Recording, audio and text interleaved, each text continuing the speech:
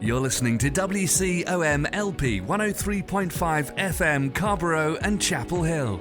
It's a Tuesday, it's 5 o'clock, and that only means one thing. It's time for another round of Snarky Faith with your host, Stuart Deloney. This is a space where we irreverently wrestle through life, culture, and spirituality, all with our heads in the clouds, our tongues in our cheeks, our hearts in our sleeves, and our feet on the ground. At Snarky Faith, the questions or even the answers are never the point. It's all about the conversation. So here's your host, Stuart Deloney. Well, good afternoon and welcome to another round of Snarky Faith Radio. I'm your host, Stuart Deloney, and welcome again here to Snarky Faith. And if you are a new listener to our show today, I'm sorry. No, I'm joking. Welcome to be part of our show. And as we hop into Snarky Faith today, what we're going to be talking about, we are going to be sitting down with an author, the author of the book, the upcoming book, Good White Racist. We'll be sitting down with Kerry Connelly in a little bit, talking about the subtle ways that we are still just racist a-holes. Actually, I would be totally up for, and this is going to be a terrible statement for me to begin this show with here. I would even double down on saying, man, I wish like half of America would just kind of be a little racist. Not like a lot of racist, but like a little racist. Like I would go for that. Like I feel like that would be a step forward if we could get all of America to just be subtly racist. Now, I'm going ahead and saying this, that being racist at all is a terrible thing. I am not endorsing racism by any decree, any way, shape, or form here. But it would be more civil in America if we could at least pull people to just being slightly racist as opposed to being full-blown racist. Yes. So I've already said racist way too many times in the first 2 minutes of the show. So before we get to our interview with Kerry Connelly today, I want to begin with a little bit of a Lenten meditation. Didn't think I was going in that direction. So this comes from Aaron Damani. I'll go ahead. I'm just going to commit to that. Aaron Damani, who wrote the book, The Good of Giving Up, Discovering the Freedom of Lent.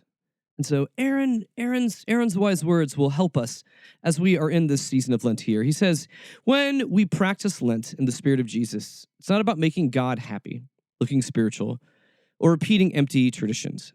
It's not a power move or a forced march. Jesus and the cloud of witnesses show us that Lent is about Jesus and therefore about love. The Holy Spirit uses fasting, prayer, and generosity to satisfy us with God's fatherly love. And as a result, we are moved to share love with others. And that is a history worth repeating. And I do. I like those words. I like those words of us being a people that are based out of and known for our acts of love. So, on that deep and kind of meditative thought, here's what I'm giving up. Here's what I'm giving up for Lent this year. I'm giving up BS for Lent.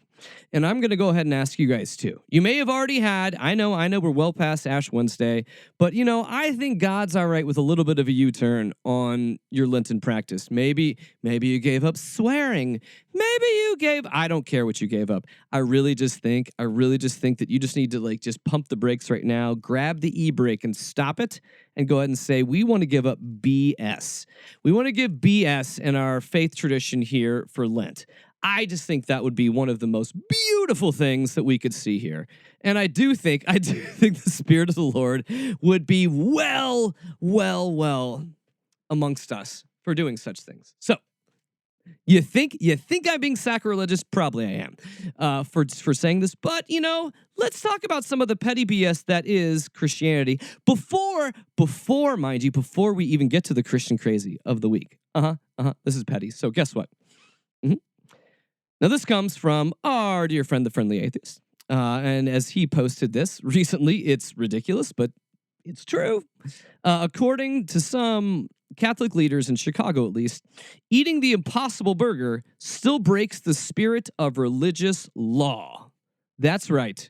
For Catholics that aren't supposed to eat meat on Fridays, eating the Impossible Burger, the burger made from plants, the non-meat burger, It's breaking the spirit of religious law here. Oh, no! Yes, as the Chicago Tribune had explained, quote, "You're at risk of losing the whole spirit of it," said Todd Williamson, the director of, of the Office of Divine Worship of the Archdiocese of Chicago. Yes. So you're at risk of losing the whole spirit of Meatless Fridays if you substitute meat. What? Come on.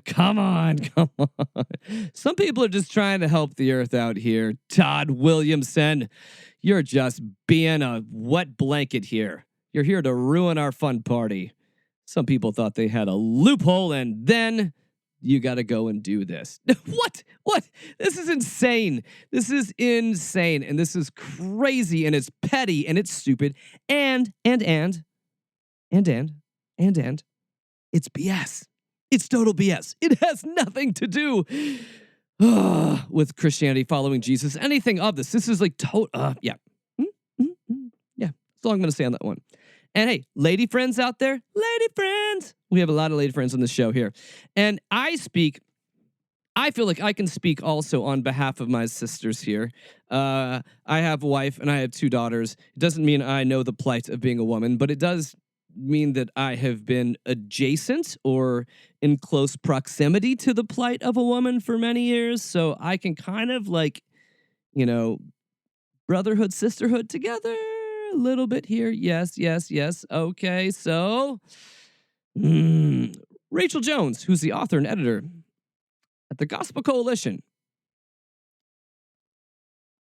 had written a piece recently about her fight with the flesh. The flesh. The sinful nature of her spirit. Talking about her issues with PMS. Yes.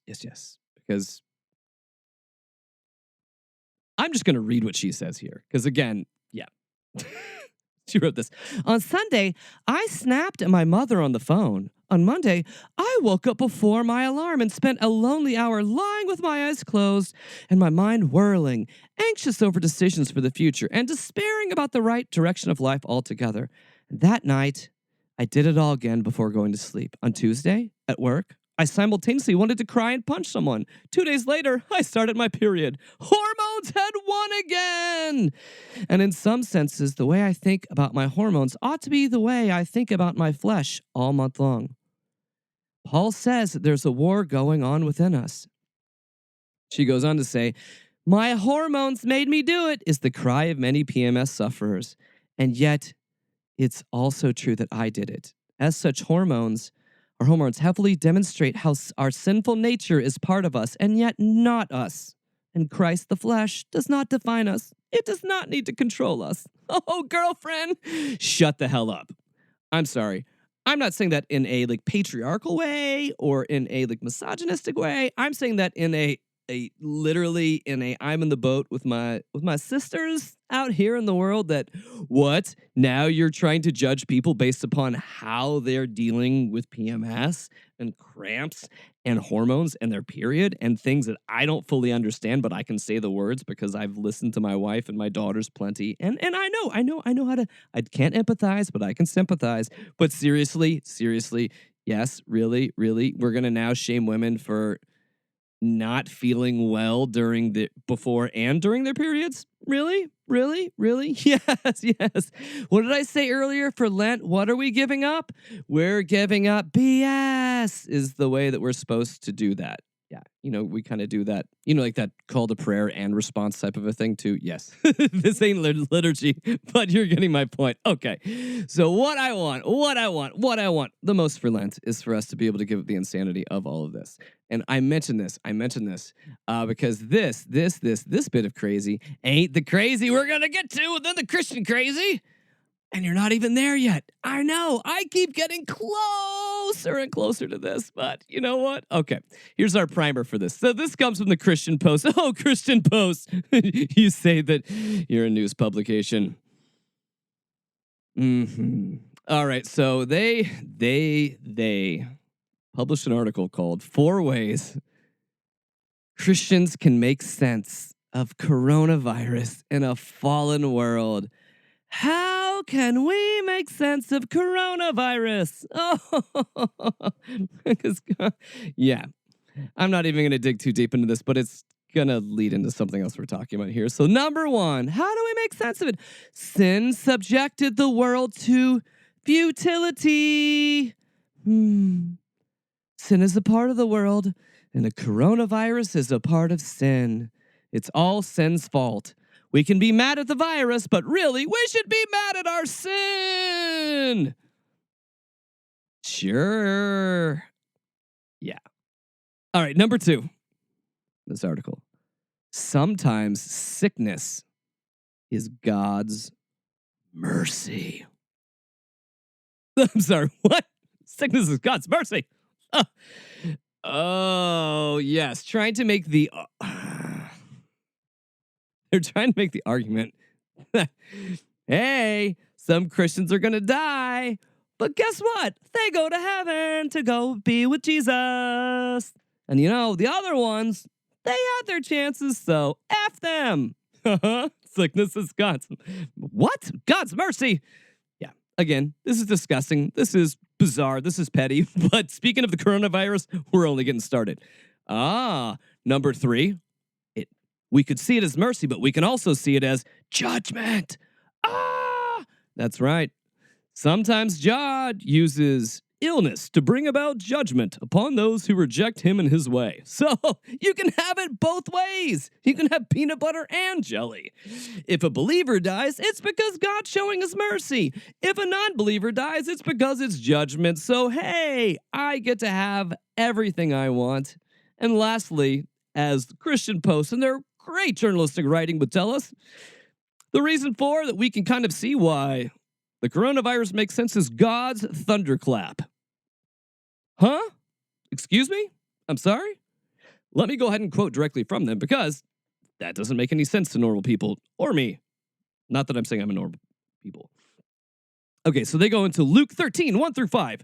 Piper says that all natural disasters... Ooh, Piper. Yes.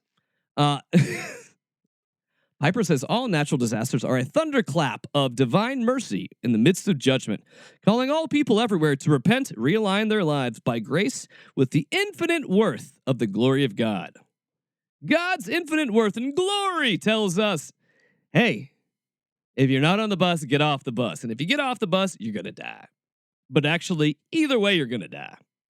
Because you either die out of God's mercy or you die out of God's judgment. So, yeah. I don't know. This is the kind of BS that we're getting to, right? That we want to repent of because this is crazy. This is totally crazy BS. 4 ways a Christian can make sense of the coronavirus in a fallen world. What? No, it's a sickness. We've had sicknesses for eons. That happens to us because we are living organisms and sicknesses and things like this happen. We have an immune system. Yes, all of this is part of it. But. If we Christians, we don't lose a chance to somehow spin something into just heinous judgment. So yeah, we can take anything and turn it into something judgmental.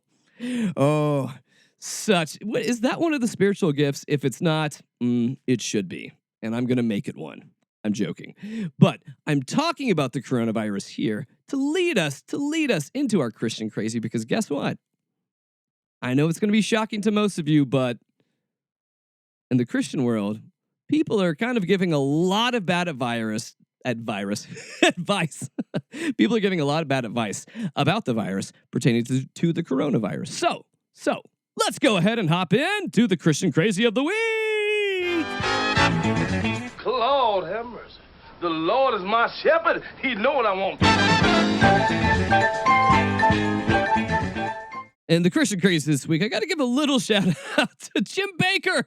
Now, we featured you a few weeks back, Jim, selling your silver solution to cure the coronavirus. But you made it to the big leagues, buddy. Well, good on you. Jim Baker was actually featured on Last Week Tonight with John Oliver.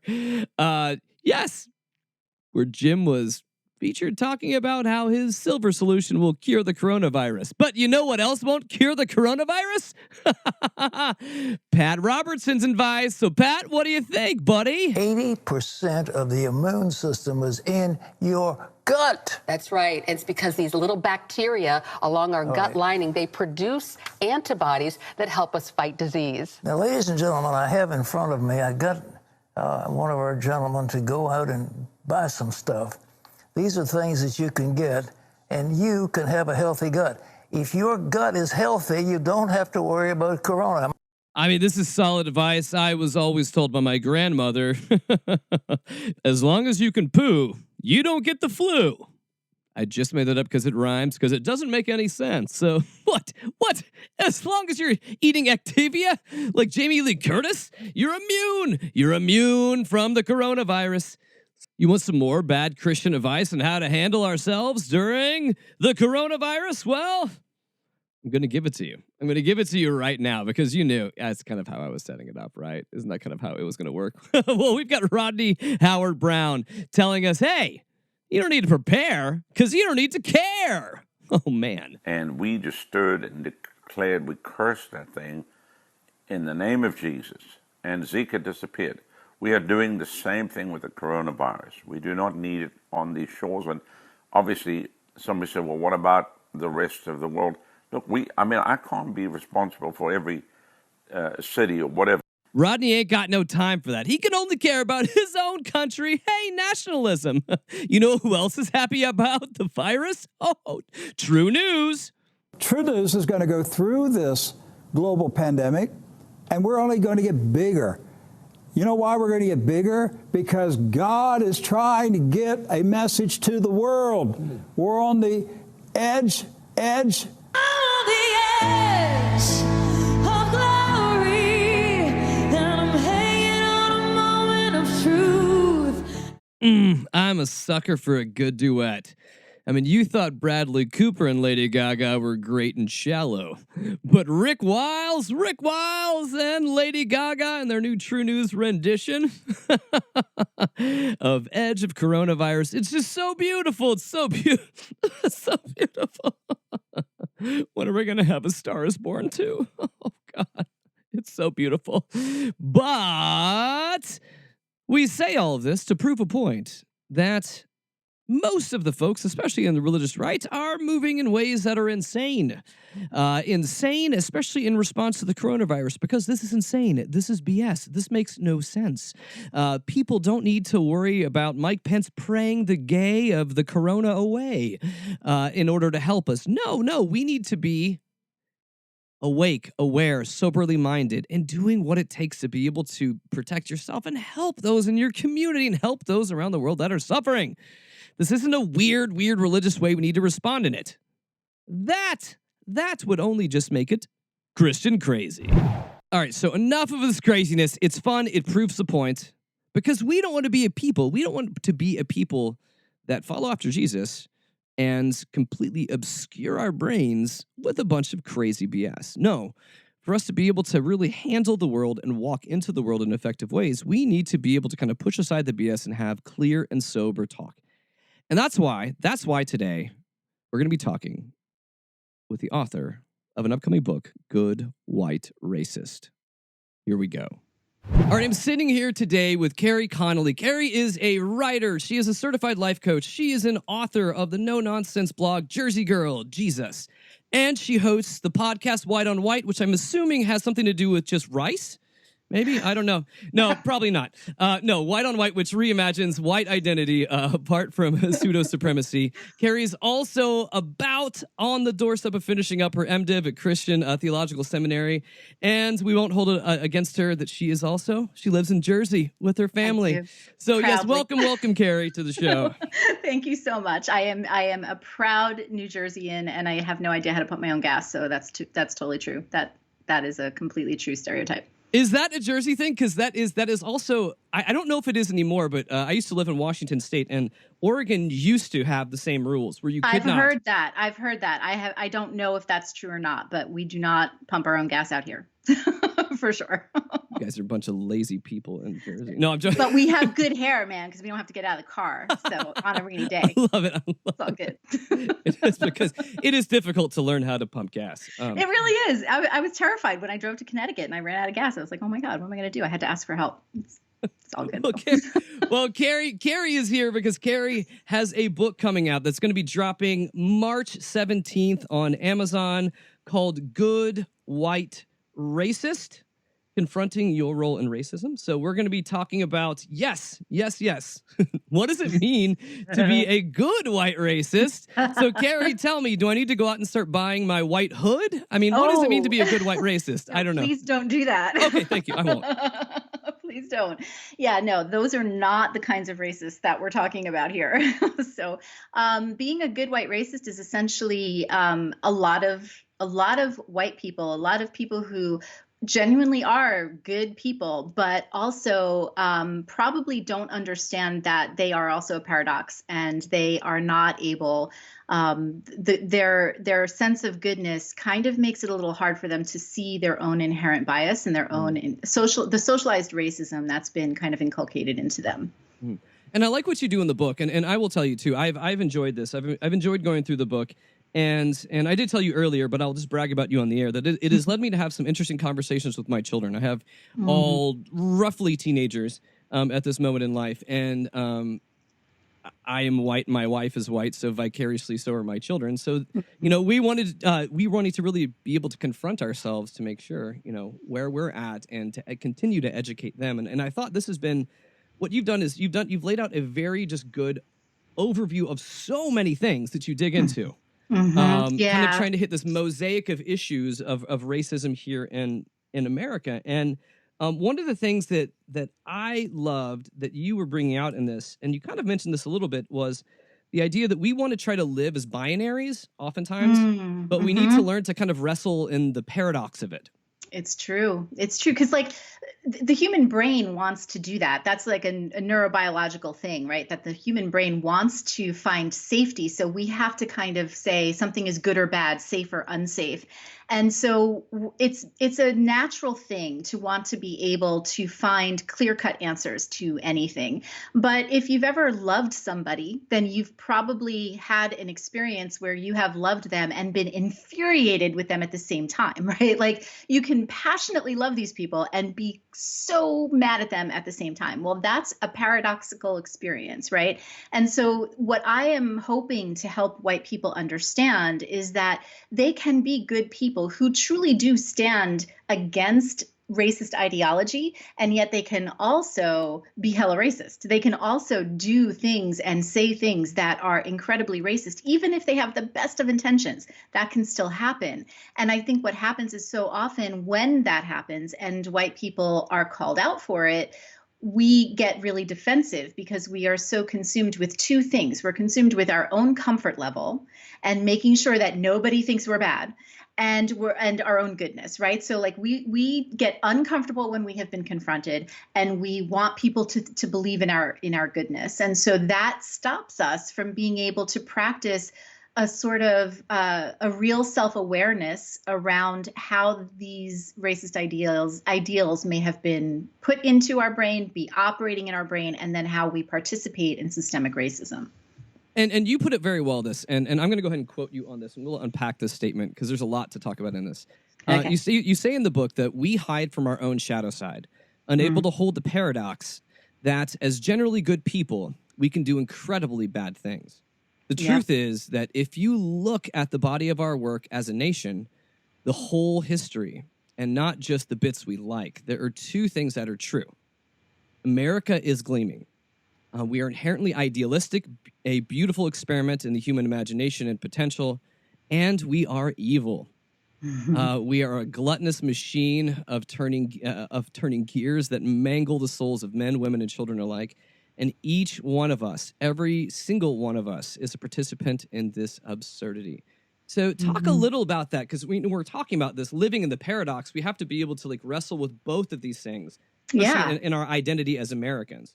Yeah. I mean, when I think about that, I think about our founding fathers, right? Like these, and I'm kind of use air quotes around them. But the people who thought up this great experiment of America, they had these incredible ideals. And if you look at them, if you just look at them apart from what we know about many of our founding fathers, right, as slave owners and all that kind of stuff. If you look at the ideals of that they wrote down on paper, they seem pretty amazing, right? They seem God ordained. They seem like they would be of a higher purpose, right? Something that was all about human flourishing and just the highest possible ideal that you could attain as a human being. And yet, at the same time, the people that came up with those ideas were people who owned other human beings, who, raped some of those human beings, had children that they did not acknowledge by those human beings. These are realities that we cannot deny, right? We also can't deny that through our history, there have been many immigrant groups that have come to this country who have proceeded as a people group to come up through the social ladder, find success, assimilate into our culture successfully, and then they've turned around and become hella racist, like against the next group coming over, right? So we are, as human beings, I think it's a human state to be paradoxical. Until we can understand that about ourselves and then understand that about our society and about our country, we're not going to be able to do anything about the evil that we perpetuate every single day. Mm-hmm.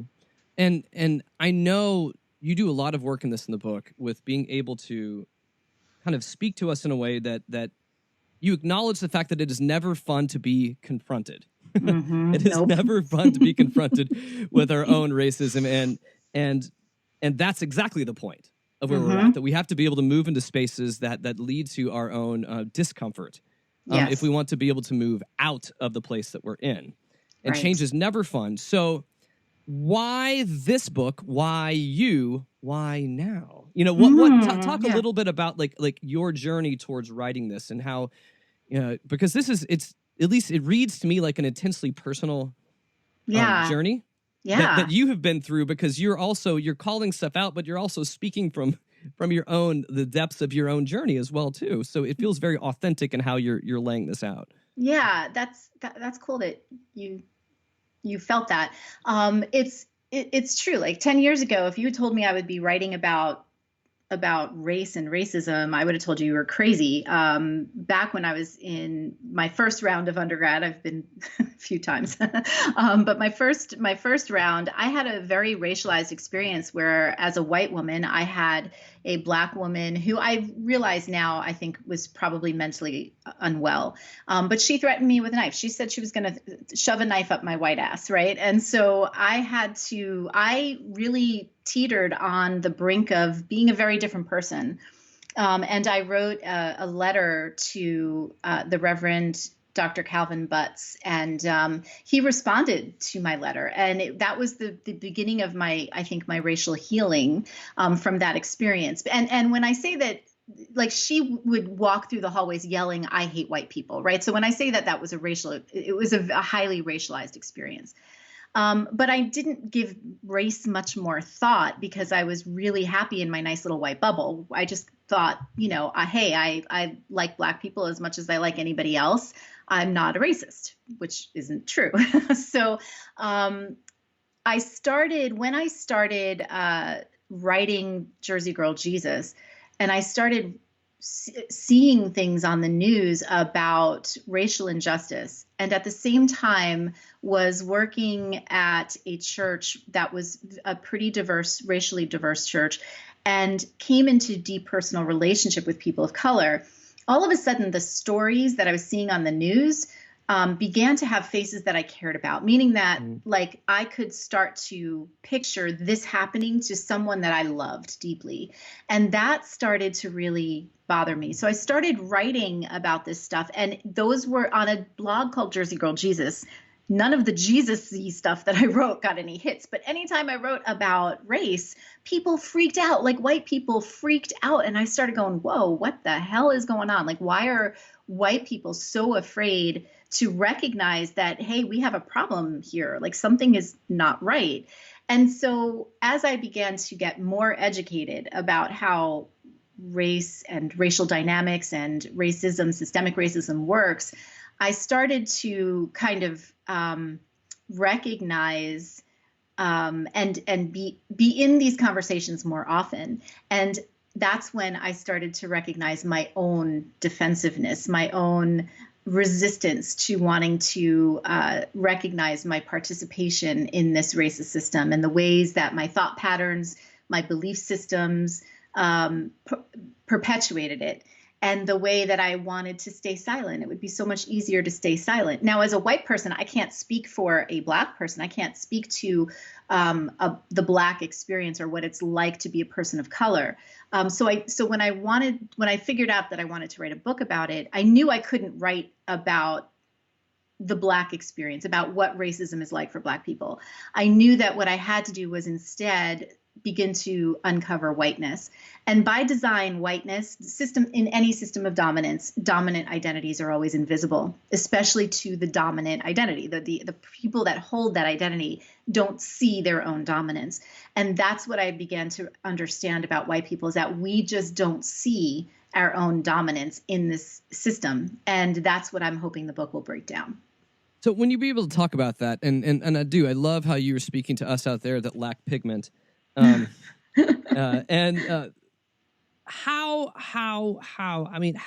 let's just kind of just start with this part too. Like how do we benefit from perpetual racism?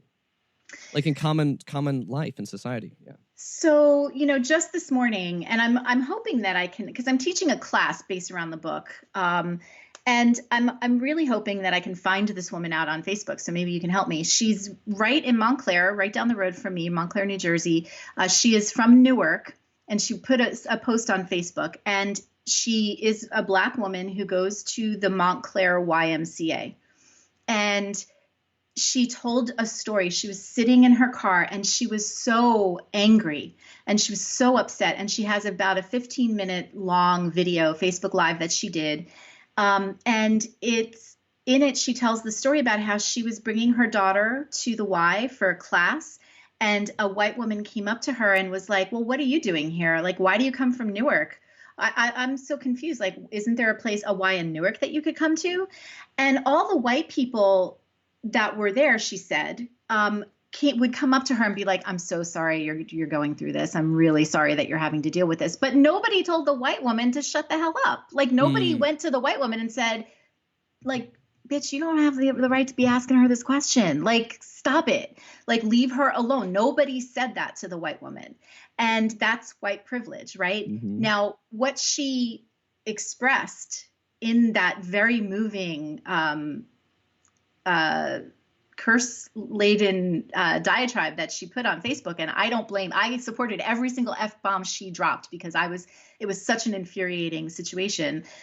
What she said was like, I, as a Black woman, had to keep my shit together. Like, I could not lose it, because as a Black woman, what's going to happen is this white woman is harassing her, following her through the Y as she's trying to leave, trying to tie her kids' shoes, trying to leave, and asking her to justify her presence at this YMCA, at which she is a member, right? Mm-hmm. And nobody is calling this white woman out. Everybody's going, oh, sorry that you have to deal with that. But nobody's calling her out on this. Mm-hmm. And this woman is in any situation that any white person would be like, back off, lady.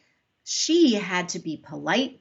She had to keep her cool. She had to be completely reserved in the face of completely ridiculous crap, because she's Black. And if the cops had gotten called, she would have been the one who went to jail. She would have been the one whose kid would have gone into foster care, possibly, if like nobody could come and pick her up. Or, that's the kind of privilege that white people don't ever recognize we have. Mm.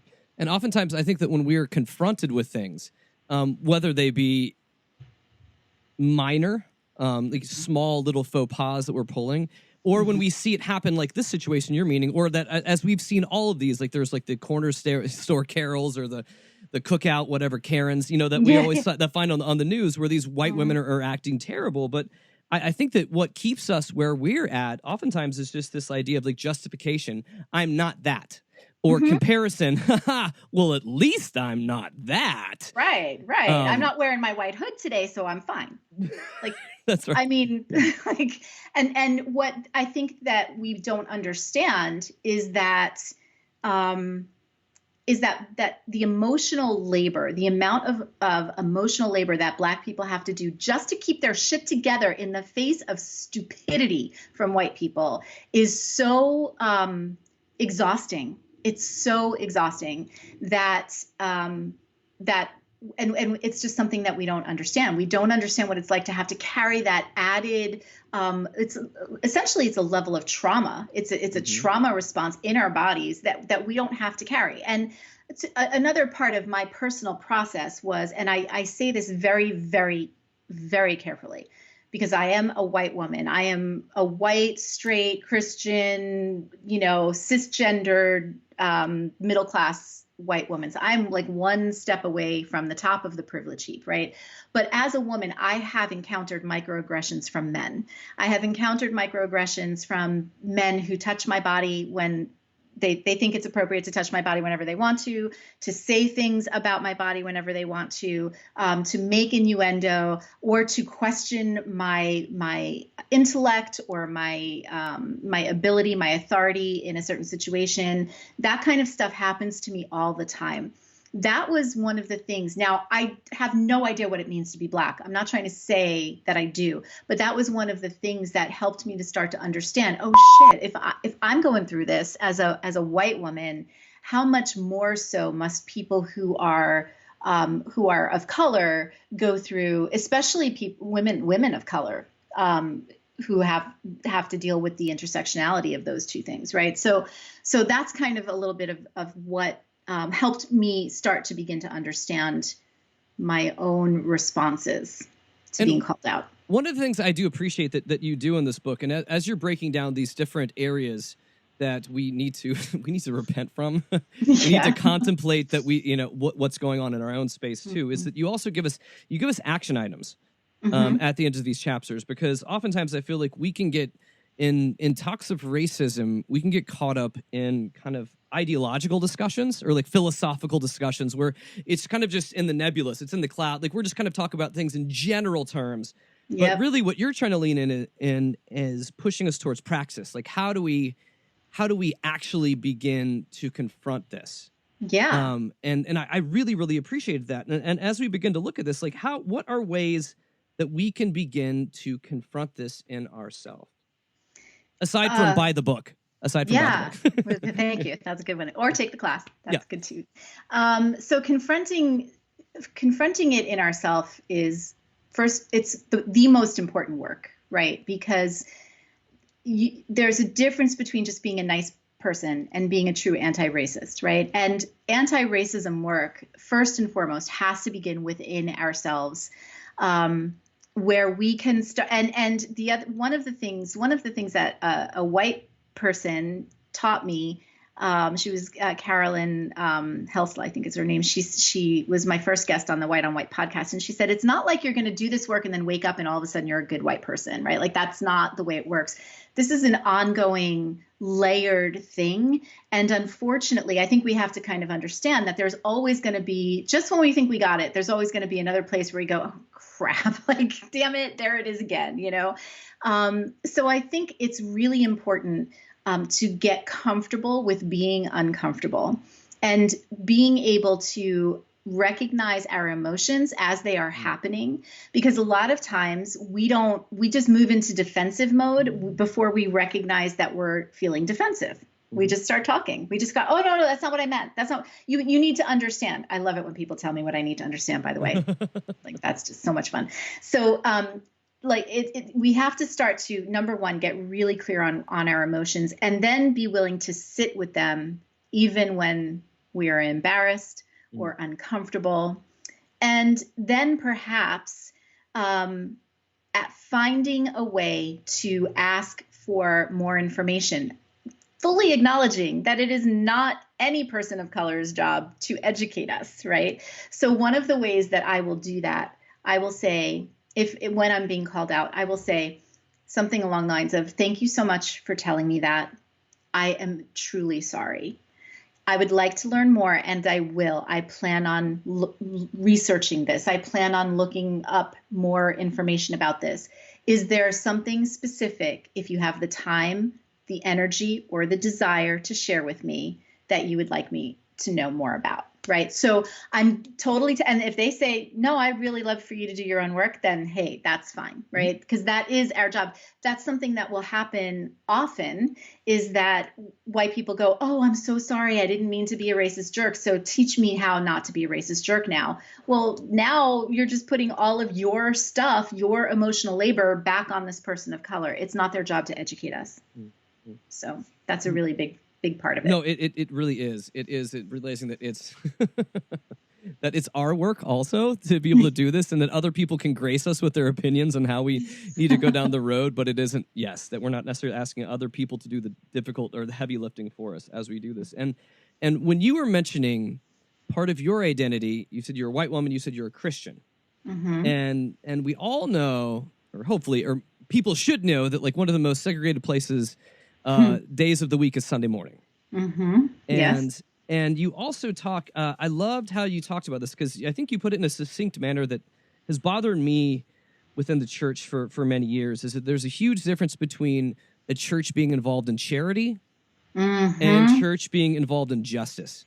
Yes. And, justice, I know somebody very closely within my familial circles that was bragging about, I'm going on my next, my fourth missions trip now. Look at me, people.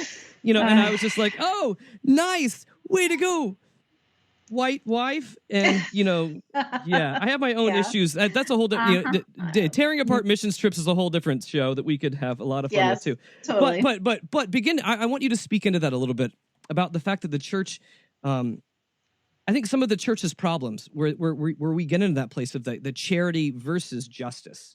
And there's a huge, one is comfortable, one is uncomfortable. Yeah, totally. Charity makes us feel great about ourselves, and I think one of the greatest examples of how charity makes us feel great is how, as a country, we love to say, like, oh, we're going to go help these poor people in this other country, but God forbid they come to our borders and seek refuge. Like, oh no, that can't happen. So there's that hypocrisy that's there, right? Because we have to really ask, what are we doing this for? Are we doing this to make ourselves feel better, or are we doing this with an end? And charity perpetuates itself, right? If I continue to make this people group dependent on my charity, then I can continue to feed my own ego and I can continue to serve them. However, what justice does is justice removes the obstacles that cause the systemic poverty that we're saying that we're going there to serve. It removes the access to resources. It removes systemic blockages to access to resources. It removes all of those things that are keeping people stuck in systemic poverty, that creates the need for us to go. So to build a well, or to build a hospital that they can't build themselves, right? There's also a supremacy that is so inherent in most charity work, where it's this idea of, white people going to Africa and telling the poor Africans, we know better how to fix your problems. When in reality, I think I haven't studied it to much degree, but I know I did study it a little bit. And the most successful, quote, charities, or the most successful, operations, I'll say, are operations that go in and with maybe resources that they then go to leaders in the communities who know their own communities and say, here, we want to offer you these resources. How would you use them to solve your problems, right? And those are some of the most successful operations where that really result in racial economic uplift of actual human beings, rather than perpetuating a system that makes white people feel great about ourselves. Well, and you had mentioned, I think, a key component that you said earlier that we don't do very well in our culture in general, not even talking about Christian culture, but the idea of listening. And, I feel like we're really good at waiting to speak, which can look like listening. But, it's a whole different thing to be able to kind of sit there with like your palms up and just be like, tell me your truth. Like, lay it on me. And teach me. Yes, teach me. That is a great way of putting it. Yes. Yeah, like teach me, because there's actually a possibility that you know more than me about something. Yes. Like, oh, I know that might sound crazy to a white person. And, like, this is the thing. Before everybody is like, oh, she just hates white people. I don't hate I am a white people. I am married to a white person. I have white children. I love white people, literally, right? But I think that one of the things that we don't realize is that a culture of supremacy has been literally programmed into our brains through a number of different circuitries and entry points, whether it's media, messaging that you got from your family of origin, the school system, the justice system. All of these different systems kind of feed an idea of supremacy. So of course we walk through the world with this idea that we know more about stuff. That is something that's there. Our job is to take responsibility for it. Our job is to go, oh, wait, that's a fallacy. That's a belief that I'm holding that I wish wasn't there. And I need to practice agency over it and practice some intentional listening.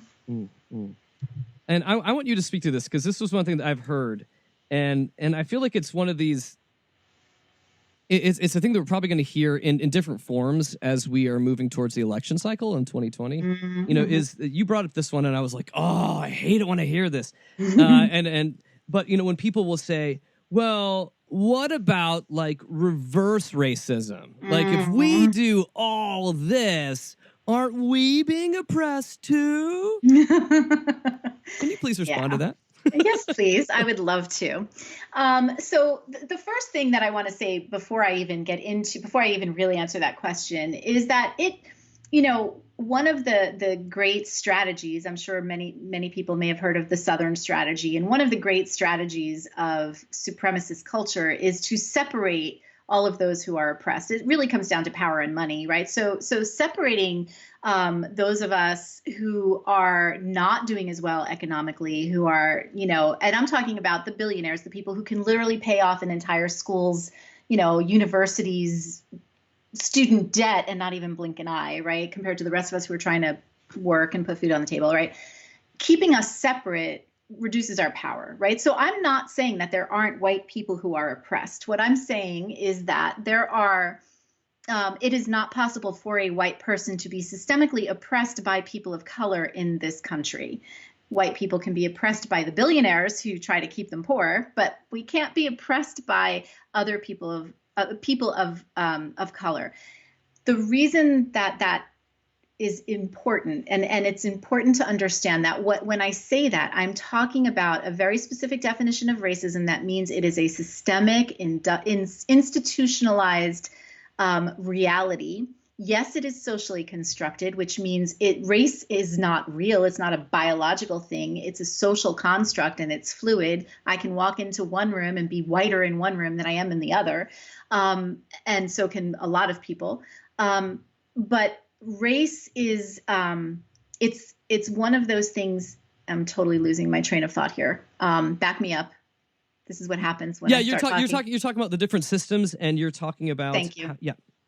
So the way that the systems are at play, and why racism as a system, a white person cannot be oppressed in a racial system, is because these systems are designed to privilege us, and we have certain privileges that are just not existent for people of color without going through massive obstructions to that kind of justice, right? Now, that doesn't mean that a person of color can't be an asshole, right? A person of color can definitely be biased against you and me because we're white. A person of color can have racist or racialized thoughts and stereotypes in their brains about us, but they will never be able to exercise that as power systemically over you and me. And when I say that, I mean over our bodies, over our access to public space, over our access to education, over our access to jobs and employment, other economic resources like loans.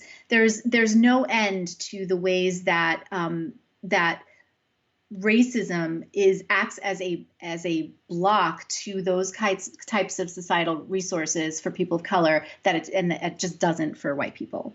Does that make sense? Did I answer after my little trail? No, it was a good trail. I like that trail. Okay, good. Okay, good. Well, I mean, and I want to kind of just get to this idea of repentance and redemption, because I think for a lot of us, we live, like, America is a very individualistic culture. I mean, our culture we are not very communal in nature. We're very individualistic. It's, what's in it for me? I didn't do this. It's not my fault kind of a situation. But what I'm hearing more and more is that we also need to be open to repenting for the systems, repenting for history, repenting for many other things that even though we may have not had a direct hand in, that we may still be benefiting from as white people. But also if we care enough, we want to be able to stop this. So what is the road of repentance look like? What is that road? That's a good question. I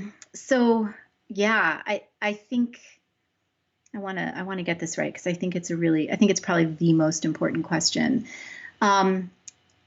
A lot of times in racial conversations, you'll hear people of color, often rightfully so, talk about centering whiteness and white tears, right? Especially among white women. White women when we're confronted with racism, we tend to cry. When white men are confronted with racism, they tend to get angry. So those are our two kind of canned responses. One of the things that I have learned is I do sometimes cry when I'm angry or feeling defensive. There's a difference between a white person who is crying tears of, oh my gosh, you hurt my feelings by calling me a racist, and true mourning, true grief over what has been done to our siblings of color in this country. And I wrote the book because I actually do believe in the goodness of many white people, right? Of most white people. I really do. I think most of us truly are good. And we hate this idea that racism is happening, and we just don't know what to do about it. And so we take the easy way out, and we just say, it's not my problem. I can't do anything about that anyway, right? And so for those people, I believe that if those people were actually able to start confronting their own internalized racism, we could actually see a shift. We could actually see something shift here. And so the first thing has to be grief. It has to be real mourning. And I think that and I'm talking like sackcloth and ashes kind of biblical ass mourning, like the kind of grief where we tear our clothes over what has been done in our name. And that leads to lament, and lament leads to repentance, and repentance leads to action, which in my opinion has to be reparations, financial reparations. It can be so clearly demonstrated the way that the Black community has been financially decimated as a result of slavery and redlining and all the ways that we've blocked them from building wealth over generations. So that's just the first step, but it definitely does need to come from a sense of deep grief. And let's face it, nobody willingly walks into those waters, right? Nobody says, I want to experience deep, heart-wrenching, soul-breaking grief. But I think that's what it's going to take. Mm-hmm. Well, Kerry, I really appreciate your time here today. And the book, Good White Racist, it is a great read. It is a challenging read. It is an essential read. I think that for many of us, we need to do that, to go to that place of soul searching, to even get to the starting line. Yes, of even the road to redemption. It isn't like I read the book, good, I'm done. No. Yeah. But Good White Racist drops on Amazon on March 17th. Yes. And so this is Kerry Connelly. Kerry, how do people find you if they want to find you? The best way to find me is on my website, which is kerryconnelly.com. So that will take you to all the things. And if you're interested, you can sign up for my newsletter on that website, and you will automatically get a 10% off code for the class that I'm teaching at the School of Global Citizenry all around the book, where you'll get to interact with me, and we'll talk through these things and go even deeper. So I'm really excited about that. And but yeah, kerryconnelly.com is the best way. And that's KerryConnelly? Yep. Okay, exactly. there we go. So we're Thank yeah, .com as well too. So Kerry, thank you so much for your time here. Thanks for being on the show, and I want to have you back on sometime too. Awesome. I would love that. This has been so much fun. Thank you. All right, thank you, Kerry. Well, thanks again to Kerry for being on the show, and again, her book, Good White Racist. It is available on Amazon. It is a great read. I recommend it to all of you, but that is all the time we've got today on the show. So as we end this broadcast, just a reminder that you can catch this show and past shows on podcasts and anywhere else you find podcasts. We're there. Just look for Snarky Faith. So thank you again for joining us. And as I do every week, I send you out into the world with the holiest amount of grace and peace and snark. Go out into the world and make it better. Make it better than the way that you found it. Have an amazing week. I'll catch you guys again next time. See ya. Peace. WCOM is listener-supported community radio, and Snarky Faith is only possible through our sponsors. Lumen, a spiritual community of seekers, sojourners, question askers, doubters, and skeptics, is a collective of fellow travelers that embrace the truth that all of life is sacred, hope is real, and tomorrow can be a better day than today. All are welcome. You can find more information at www.lumencommunities.com.